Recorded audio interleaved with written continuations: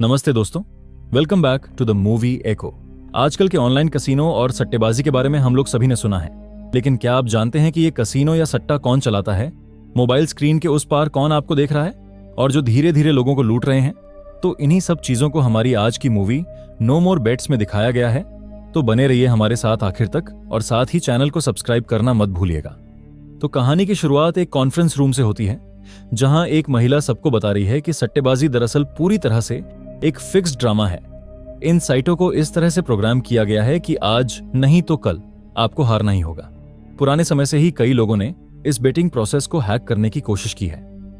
हालांकि इनमें से ज्यादातर असफल रहे, लेकिन कुछ इंटेलिजेंट मैथमेटिशियन इस काम में सफल हुए, जिनमें से एक प्रतिभाशाली छात्र का नाम पेंग शाओ है। उसने मात्र 20 साल की उम्र में चीन के कई बैंकों की कमियां ढूंढकर उन्हें हैक कर लिया था। लेकिन यही पेंग भी एक बार उस सट्टेबाजी के चंगुल में फंसकर अपनी जान गंवाने की कगार पर पहुंच गया था। पर यह सब कैसे हुआ, वही महिला अब बताना शुरू करती है। इसके बाद हम पेंग को देखते हैं। वो जिस कंपनी में काम करता था, वहां उसे चीफ टेक्निकल ऑफिसर बनना था। लेकिन उस दिन पेंग की जगह सिफारिश और ऊंची पहुंच के कारण कोई और प्रमोशन ले जाता है। ये देखकर पेंग तुरंत अपना आईडी कार्ड फेंक देता है और जाते जाते वह पाइथन कोड के जरिए उस कॉन्फ्रेंस के पूरे सिस्टम को हैक कर देता है और मॉनिटर को इमोजी से भर देता है। खैर, पेंग वो नौकरी छोड़कर एक दूसरी गेमिंग कंपनी में शामिल होने के लिए निकल जाता है, जिसका इनविटेशन लेटर उसे बहुत पहले मिला था। वहां उसकी सैलरी पहले से कहीं ज्यादा होने वाली थी, इसलिए वो बिना ज्यादा सोचे सिंगापुर जाने के लिए फ्लाइट पकड़ लेता है। प्लेन में उसकी मुलाकात जो नाम के एक शख्स से होती है। यहां पर हमें पता चलता है कि पेंग समेत 4-5 और लोग भी उसी कंपनी में इंटरव्यू देने जा रहे थे। जो कहता है, सिंगापुर पहुंचने से पहले कंबोडिया में हमारा 5 घंटे का फ्लाइट ब्रेक है, तो अगर आप चाहें तो मेरे साथ एक शानदार पार्टी में चल सकते हैं, जहां खूबसूरत लड़कियां आपका इंतजार कर रही हैं। अब प्लेन लैंड होते ही सब एयरपोर्ट से बाहर निकलते हैं और जाते समय जो सबके पासपोर्ट ले लेता है। इसके बाद सब एक बस में बैठकर पार्टी वाली लोकेशन की ओर निकल पड़ते हैं। लेकिन वहां पहुंचते ही मामला बिगड़ जाता है। वहां के कुछ लोकल गुंडे इन बाहरी लोगों के साथ मारपीट शुरू कर देते हैं। पेंग और जो वहां से भागने की कोशिश करते हैं, लेकिन कुछ दूर जाने के बाद पकड़े जाते हैं। तभी एक चौंकाने वाला खुलासा होता है, ये गुंडे असल में झो के ही आदमी थे। मतलब झो ने ही ये पूरा प्लान बनाकर इन सबको यहां फंसाया है। लेकिन इसमें झो का क्या फायदा, ये हमें कहानी में आगे पता चलेगा। इसके बाद जो उन्हें किडनैप करके एक दूर दराज के ग्रामीण इलाके में ले जाता है। वहां पहुंचकर उन्हें समझ आता है कि वो लोग एक बड़ी मुसीबत में फंस चुके हैं। वो जगह एक पुरानी पटाखों की फैक्ट्री थी। अब उनके गैंग लीडर लू बिंगकुन की एंट्री होती है। वो बताता है कि तुम सबको यहाँ एक खास मकसद से लाया गया है। मुझे पता है कि तुम सब टेक्नोलॉजी में एक्सपर्ट हो और तुम्हारा काम मुझे करोड़पति बनाना है। इसके बाद जब उन्हें जबरदस्ती अंदर ले जाया जाता है, तो हमें पता चलता है कि यह गैंग कंबोडिया का सबसे बड़ा स्कैमर ग्रुप है। यहाँ टेक्नोलॉजी के जरिए हर तरह का स्कैम चलाया जाता है, जैसे ऑनलाइन गैम्बलिंग, बिटकॉइन माइनिंग और भी बहुत कुछ। यहाँ 500 से ज्यादा लोग काम करते हैं, जो मुख्य रूप से 3 ग्रुप्स में बटे हुए हैं। पहला ग्रुप जिनका काम मैसेज भेजकर या सोशल मीडिया पर चैट के जरिए आम जनता को मैसेज करना है। जब कोई कस्टमर फंस जाता है तो दूसरे ग्रुप को उनकी इंफॉर्मेशन भेज दी जाती है, जिनका काम नकली वेबसाइट और सोशल मीडिया के जरिए उन कस्टमर्स को बेटिंग ऐप प्रमोशन भेजना। आखिरी ग्रुप जो पैसे कमाने का मेन सोर्स है, वो है खूबसूरत लड़कियों का एक ग्रुप। उनका काम था लाइव कैमरे के सामने बैठकर लोगों के साथ जुआ खेलकर उनके पैसे लूटना। और आप लोगों ने भी अपने मोबाइल पर ऐसे ही ऑनलाइन गैम्बलिंग के एप्स के एड्स देखे होंगे। खैर, अब पेंग यह सब इल्लीगल काम करने से मना कर देता है, जिस वजह से लू के आदमी उसकी काफी पिटाई करते हैं। अब ना चाहते हुए भी पेंग और बाकी लोगों को लू के लिए काम करना पड़ता है, क्योंकि इसके अलावा उनके पास और कोई रास्ता नहीं होता। फिर इसके बाद हम देखते हैं कि सैकड़ों मोबाइल, राउटर और कंप्यूटर के जरिए लाखों लोगों को जुए के लालच भरे ऑफर भेजे जा रहे हैं। ऐसा लग रहा था मानो यह जगह नेटवर्कों के एक भूल भुलैया जैसी है। पेंग किसी भी तरह वहां से भागने का फैसला करता है और वो एक कागज पर हेल्प लिखकर बाथरूम जाता है ताकि उसे बाहर फेंक सके। लेकिन वहां जाकर देखता है कि बाथरूम की खिड़कियां लोहे की जालियों से पूरी तरह बंद हैं। वो काफी कोशिश करता है उस कागज को बाहर फेंकने की, लेकिन तभी वो जिस कमोड के ऊपर खड़ा था वह टूट जाता है और वो नीचे गिर जाता है, जिस वजह से उसके पैर पर चोट लग जाती है। तभी बगल के बाथरूम से एक लड़की निकलती है, जिसका नाम लियांग है। लियांग वहां कसीनो के एक मॉडल के रूप में काम करती है। फिर पेंग उसे अपने भागने के प्लान के बारे में बताता है, लेकिन लियांग कहती है कि यहां से भागना इतना आसान नहीं है। मैं भी यहां से तभी निकल पाऊंगी जब अपना टारगेट पूरा कर लूंगी। उसे $5 मिलियन कमाने का टारगेट दिया गया था। यह सुनकर पेंग कहता है कि अगर वो उसका टारगेट पूरा करने में मदद करे तो क्या वह उसे भागने में मदद करेगी। अपना टारगेट पूरा होने के बारे में सुनकर लियांग भी राजी हो जाती है। फिर हमें दिखाया जाता है लियांग आखिर यहां पहुंची कैसे। दरअसल लियांग एक मॉडल थी। एक दिन किसी ने उसकी फोटो एडिट करके एक जुए के एडवर्टाइजमेंट में डाल दी। जब यह खबर उसकी मॉडलिंग एजेंसी तक पहुंची तो उन्होंने फौरन लियांग का कॉन्ट्रैक्ट कैंसिल कर दिया। लियांग ने उन्हें काफी समझाया, लेकिन उन्होंने उसकी कोई बात नहीं सुनी और उसे एजेंसी से निकाल दिया। एजेंसी से निकाले जाने के कारण लियांग टूट गई, लेकिन तभी उसकी दोस्त ली ने उसे एक ऑफर दिया। वो उसे एक एजेंसी के पास ले गई जिसका मालिक जो होता है। दरअसल लियांग की फोटो एडिट करना और उसे एजेंसी से निकलवाना जो की ही एक सोची समझी चाल थी। बेरोजगार होने के कारण लियांग जो की एजेंसी में शामिल हो गई। तब जो ने उसे कहा था कि उनकी एक licence holding online gambling company है, जहां उसे हर महीने 1.5 लाख युआन मिलेंगे। इतने पैसों के लालच में लियांग तुरंत मान गई। अगले दिन जो लियांग के साथ कुछ और लड़कियों को लेकर अपने गैंग के अड्डे पर पहुंच जाते हैं। वहां पहुंचते ही उनके मोबाइल और पासपोर्ट छीन लिए जाते हैं और कह दिया जाता है कि जब तक वे $5 मिलियन कमाकर नहीं देंगी तब तक वो लोग वहां से नहीं निकल पाएंगे। लियांग समझ जाती है कि वो बुरी तरह फंस चुकी है। खैर, अब इसके बाद उनसे फोटोशूट कराकर अट्रैक्टिव एडवर्टाइजमेंट बनाए जाते हैं, जबकि पेइंग वेबसाइट की प्रोग्रामिंग करता है ताकि यूजर्स को फंसाया जा सके। ये एडवर्टाइजमेंट लाखों लोगों के ईमेल और सोशल मीडिया हैंडल में भेज दिया जाता है और लोग उनके कैसीनो गेम्स को देखकर लालच में आकर उनके गेम को खेलना शुरू कर देते हैं, जहां लियांग जैसी लड़कियां लोगों को अपने हुस्न के जाल में फंसाकर पल भर में उनका सब कुछ लूट लेती हैं। खैर, अब इसके बाद एक लड़का आकर जो को बताता है कि कैटफिश ऑनलाइन आ गया है और बॉस उसे बुला रहे हैं। दरअसल कैटफिश उनके एक क्लाइंट का कोडनेम है जो बहुत बड़ी रकम इन्वेस्ट करने वाला है, इसलिए वो सब उसे लूटने की तैयारी में जुट जाते हैं। अब ये कैटफिश कौन है, चलिए जानते हैं। ये कैटफिश असल में तियान नाम का एक लड़का है जो एक यूट्यूबर और वीडियो एडिटर है। एक दिन उसके पास एक बेटिंग साइट का मेल आता है जिसमें ऑफर दिया जाता है कि अगर वो अपने वीडियो में उनका एडवर्टाइज डालेगा तो उसे 10,000 युआन मिलेंगे। तब तियान एक नया यूट्यूबर था, इसलिए वो पैसों के लालच में इस काम के लिए तैयार हो जाता है। हालांकि उसकी गर्लफ्रेंड उसे मना करती है। तब तियान फैसला करता है कि पहले वो खुद चेक करेगा कि यह असली है या नहीं। फिर वो लिंक पर क्लिक करके लालच की दुनिया में कदम रखता है। वहां वो लियांग को सिलेक्ट करके पोकर गेम खेलना शुरू करता है। वो हैरान रह जाता है क्योंकि वो बिना ज्यादा कुछ किए बहुत सारे पैसे जीत जाता है। दरअसल इन गेम्स को चलाने वालों का प्लान यही होता है कि वो लोग पहले तो आपको जीतने देते हैं ताकि आपका कॉन्फिडेंस बढ़े और आपको लगे कि यह तो बहुत आसान है। फिर आप और ज्यादा पैसा इन्वेस्ट करते हैं और आखिर में सब कुछ गवा देते हैं। अब इसके बाद वो हर रोज इस गेम को खेलने लगता है, लेकिन खेलते खेलते एक दिन वो अपने अकाउंट के सारे पैसे हार जाता है। जब वो सोचता है कि मुझे अब और पैसा बर्बाद नहीं करना है, तभी वह बैटिंग ऐप वाले मैसेज भेजकर उसे 5,000 युआन गिफ्ट करते हैं और कहते हैं कि अगर वह 10,000 और जमा करेगा तो उसे गारंटीड सिग्नल देंगे जिससे वो 100% जीतेगा। अब तियान फिर से लालच में आकर अपने बैंक के सारे पैसे उस ऐप पर डाल देता है। इस तरीके को इनसाइड डोर कहते हैं, जिसे हर बेटिंग साइट फॉलो करती है ताकि यूजर हमेशा उनके ऐप के अंदर बना रहे। इस बार तियान का पैसा बेकार नहीं जाता और वो फिर से बहुत सारे पैसे जीत जाता है। अगले दिन तियान अपनी गर्लफ्रेंड को अपने जीते हुए पैसों से एक महंगा तोहफा गिफ्ट करता है। तभी लियांग का मैसेज आता है कि जल्दी से 25 नंबर स्लॉट पर दांव लगाओ, ये सीक्रेट सिग्नल सिर्फ तुम्हारे लिए है। तियान फौरन अपने सारे पैसे उस दांव पर लगा देता है। वो फिर से जीत जाता है। तियान को यकीन नहीं हो रहा था कि लियांग उसे सीक्रेट टिप्स देकर मदद कर रही है। असल में ये मैसेज लियांग नहीं बल्कि पेंग खुद भेज रहा था ताकि लियांग का टारगेट जल्दी से पूरा हो जाए और वो वहां से निकलकर पेंग की भी मदद कर सके। फिर एक दिन तियान के पास मैसेज आता है कि ऑनलाइन गैम्बलिंग तो बहुत हो गई, अब ई स्पोर्ट्स बेटिंग शुरू करते हैं। तियान लालच में आकर फुटबॉल की ई स्पोर्ट्स बेटिंग में उतर जाता है। दोस्तों जरा सोचिए, उसने सिर्फ एक बार आजमाने की बात कही थी और आज वो उस ऐप का कितना एडिक्टेड हो गया है। खैर, अब इस बार तियान की किस्मत उसका साथ नहीं देती। वो ई स्पोर्ट्स में अपना सारा पैसा हार जाता है। मतलब अब तक उसने जो भी प्रॉफिट किया था वो सब एक झटके में खत्म हो गया। लेकिन उसे जुए की ऐसी लत लग जाती है कि वो अब अपने ऑफिस से एडवांस पैसे लेना शुरू कर देता है।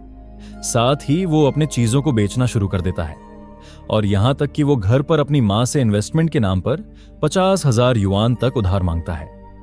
साथ ही लोगों से कर्ज लेकर जुआ खेलना शुरू कर देता है और इस तरह कुछ दिनों तक जीतने के बाद एक दिन वो फिर से सब कुछ हार जाता है।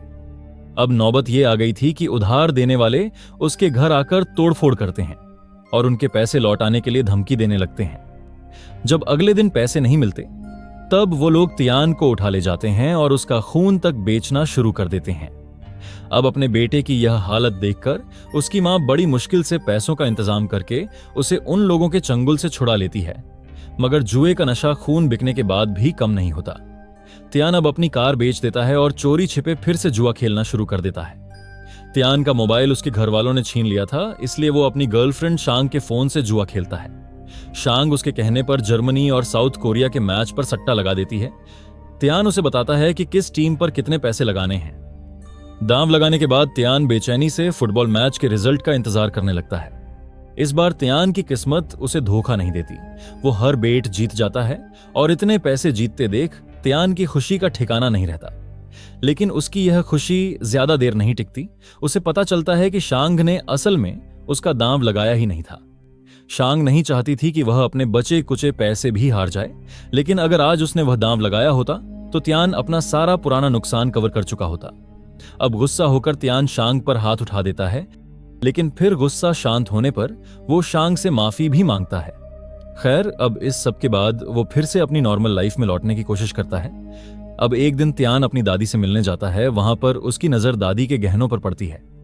इंसानियत और आत्मसम्मान को ताक पर रखकर वो अपनी दादी के गहने चुराने का प्लान बनाता है ताकि वो एक बार फिर जुआ खेल सके। दरअसल तियान खुद भी इस दलदल से निकलना चाहता है, लेकिन वो अपने मन पर काबू नहीं पा रहा था।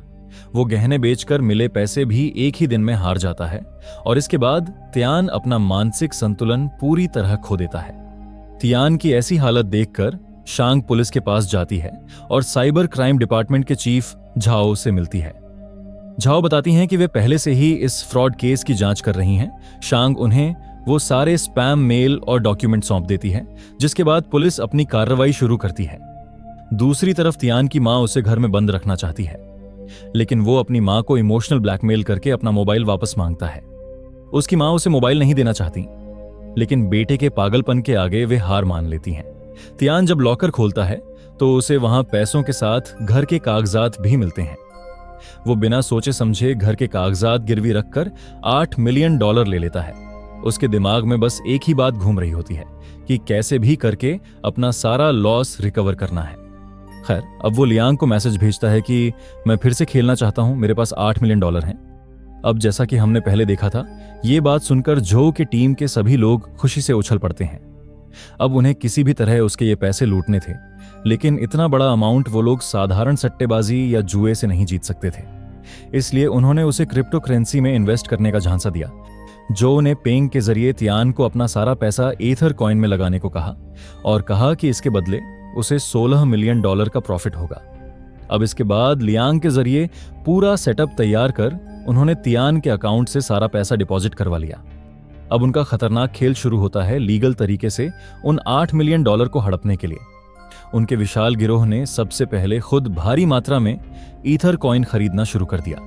इससे 1 घंटे के भीतर ईथर कॉइन की कीमत दोगुनी हो गई। हजारों फर्जी और असली क्रेडिट कार्ड के जरिए उन्होंने पूरे क्रिप्टो मार्केट को हिलाकर रख दिया। इधर कीमत बढ़ती देख तियान की खुशी का ठिकाना नहीं रहा, लेकिन तभी खेल पलट जाता है। सिर्फ 5 मिनट के अंदर जिन लोगों ने कॉइन में इन्वेस्ट किया था, वो सभी एटीएम से प्रॉफिट के साथ अपना बैलेंस निकालने लगे। नतीजा यह हुआ कि ईथर कॉइन पल भर में धड़ाम से नीचे गिर गया। तियान की आंखों के सामने उसके सारे पैसे डूब गए। इसके फौरन बाद लू के गैंग ने उसे ब्लॉक कर दिया और गायब हो गए। तियान को समझ ही नहीं आया कि पल भर में उसके साथ क्या हो गया। जब उसे एहसास हुआ कि उसकी जिंदगी में सब कुछ खत्म हो चुका है, तब उसे और कोई रास्ता नजर नहीं आता और वो बिल्डिंग से कूदकर अपनी जान दे देता है। एक तरफ तियान का परिवार मातम मना रहा था, तो दूसरी तरफ लू की कंपनी में जश्न का माहौल था।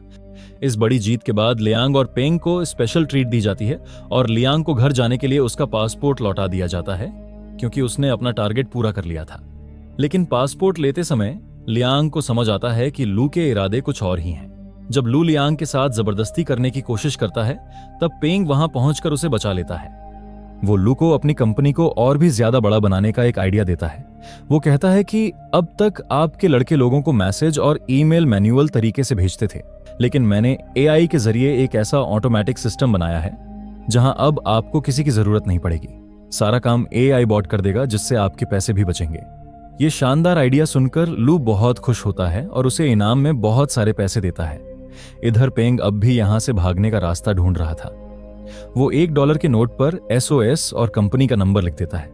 अब पेंग की एआई टेक्नोलॉजी के इंप्लीमेंट करने के बाद लू अपने सभी पुराने कर्मचारियों को नौकरी से निकालकर घर भेज देता है। वहां जिम नाम के एक लड़के के साथ पेंग की अच्छी दोस्ती थी, इसलिए पेंग उसे जाते समय उसके हाथ में वो SOS वाला डॉलर थमा देता है ताकि बाहर जाकर वो उन्हें बचा सके। लेकिन जैसे ही जिम और उसके साथियों को घर ले जाया जा रहा था, रास्ते में जो की सिगरेट खत्म हो जाती है। वो सिगरेट खरीदने के लिए उनसे $2 मांगता है। जिम अनजाने में पेंग का दिया हुआ वही डॉलर जो को दे देता है और जो पास की दुकान पर सिगरेट खरीदने जाता है। लेकिन काउंटर पर बैठी लड़की जो को वापस बुलाकर कहती है कि वो ये डॉलर नहीं ले सकती क्योंकि इस पर कुछ लिखा हुआ है।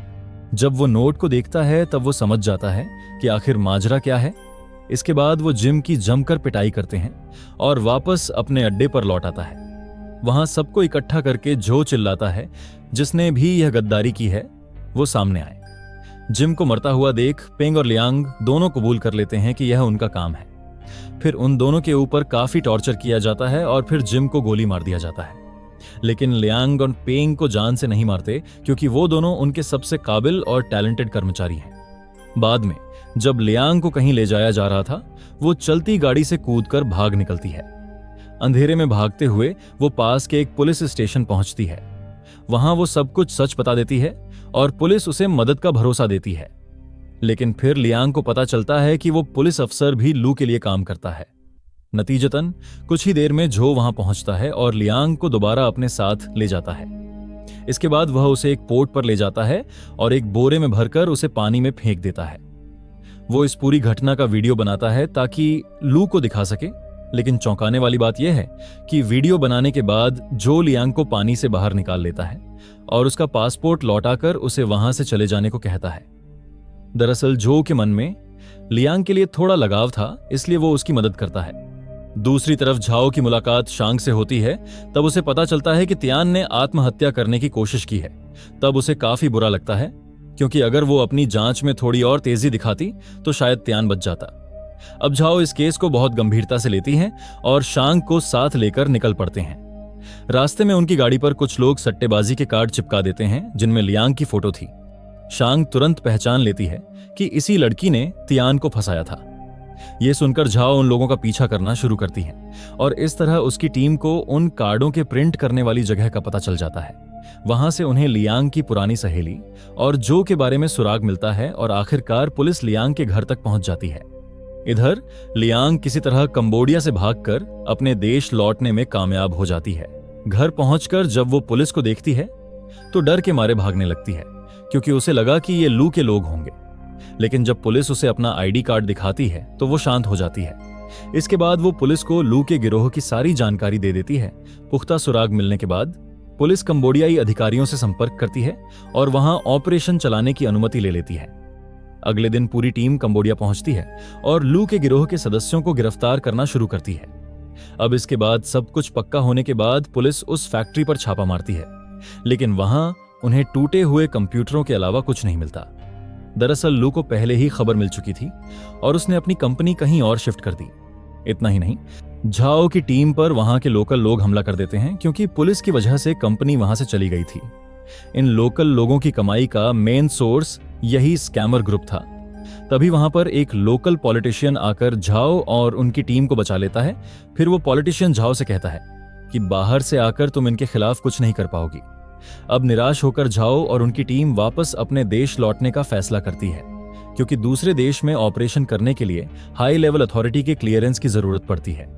इसी बात का फायदा उठाकर ये स्कैमर एक देश में बैठकर दूसरे देशों के लोगों को लूटते रहते हैं। हालांकि जब वो प्लेन में चढ़ने वाले होते हैं तभी पेंग के पिता का फोन आता है। वो बताते हैं कि कुछ दिन पहले उनके बेटे ने कॉल करने के अंदाज में कुछ तस्वीरें भेजी थीं जिनमें उसने 666 लिखा था। इसका मतलब था कि उनका बेटा शायद पुलिस से मदद मांग रहा है। यह सुनकर टीम समझ जाती है कि उस गैंग की लोकेशन 666 नंबर वाली किसी जगह पर है। इसलिए वापस न जाकर वो लोग उस ठिकाने को ढूंढने के लिए निकल पड़ते हैं। उनके पास पहले से ही इंफॉर्मेशन थी कि ये गैंग अब किसी स्कूल के बेसमेंट में छिपे हुए हैं। 666 नंबर ढूंढते हुए उन्हें एक स्कूल मिल जाता है। वो लोग कई दिनों तक स्कूल के आसपास नजर रखते हैं और देखते हैं कि स्कूल के कूड़ेदान में बियर की बहुत सारी बोतलें पड़ी हैं। इससे कंफर्म हो जाता है कि स्कैमर ग्रुप यहीं छिपा है। इसके बाद लियांग को फिर से कंबोडिया लाया जाता है क्योंकि उसके फिंगरप्रिंट अभी भी लू के सर्वर में मौजूद हैं। सिक्योरिटी ब्रेक करने के लिए उसकी जरूरत थी। साथ ही वो उस ठिकाने पर कई बार जा चुकी थी, इसलिए उसे वहां का नक्शा और पेंग को कहां पर रखा हुआ है वो यह भी जानती थी। अब चुनौती यह थी कि क्योंकि वो लोग एक स्कूल के अंदर थे, इसलिए ऑपरेशन से पहले छोटे बच्चों को बाहर निकालना जरूरी था। उन्होंने फैसला किया कि किसी भी तरह पेंग को मैसेज भेजकर स्कूल का फायर अलार्म बजवाना होगा। अब प्लान के मुताबिक एक फूड डिलीवरी वाले के जरिए बर्गर के अंदर पेंग को मैसेज भेजा जाता है। मैसेज पढ़कर पेंग बैडमिंटन के कई शटलकॉक्स में आग लगा देता है, जिससे पूरे स्कूल का फायर अलार्म बजने लगता है। सारे बच्चे बाहर निकल आते हैं और तभी फायर ब्रिगेड की गाड़ियों में छिपकर कमांडो की टीम अपना ऑपरेशन शुरू कर देती है। यह हंगामा देखकर लू समझ नहीं पा रहा था कि उनकी लोकेशन किसने लीक की है, लेकिन जब वो लियांग को देखता है तब उसे समझ में आ जाता है कि जो की एक गलती की वजह से आज उनकी यह हालत है। लू सबको सारे लैपटॉप और डेटा नष्ट करने को कहता है ताकि पुलिस के हाथ कुछ भी सबूत ना लगे। तभी कमांडो टीम आकर उन्हें घेर लेती है और लू समेत सभी लोग सरेंडर कर देते हैं। पेंग पुलिस को बताता है कि लू के मोबाइल में मेन सर्वर का एक्सेस है, जिसमें सभी विक्टिम्स की लिस्ट और स्कैम के सारे सबूत मौजूद हैं। पुलिस लू से उसका मोबाइल मांगता है, लेकिन इससे पहले कि वो कुछ कर पाता, जो मोबाइल पर गोली चलाकर उसे नष्ट कर देता है, जिसके जवाब में पुलिस जो को वहीं ढेर कर देती है। इसके बाद लू समेत सभी को जेल भेज दिया जाता है। इधर पैंग को लगा था कि लियांग मारी जा चुकी है, लेकिन उसे जिंदा देखकर वह बहुत खुश होता है। फिर सबको वापस चाइना लाया जाता है। सबूत देने और सरकार की मदद करने की वजह से लियांग और पेंग की सजा कम करके दोनों को 2-2 साल की सजा होती है। सजा काटने के बाद पेंग चाइना के साइबर क्राइम डिपार्टमेंट में शामिल हो जाता है और ऐसे स्कैमर्स को पकड़ने के लिए काम करने लगता है। लियांग भी अलग अलग सेमिनार में जाकर लोगों को जागरूक करती है कि ऑनलाइन सट्टेबाजी कितनी खतरनाक चीज है। और इसी सीन के साथ हमारी आज की कहानी यहीं पर समाप्त होती है। मिलते हैं अगली बार और एक नई कहानी के साथ।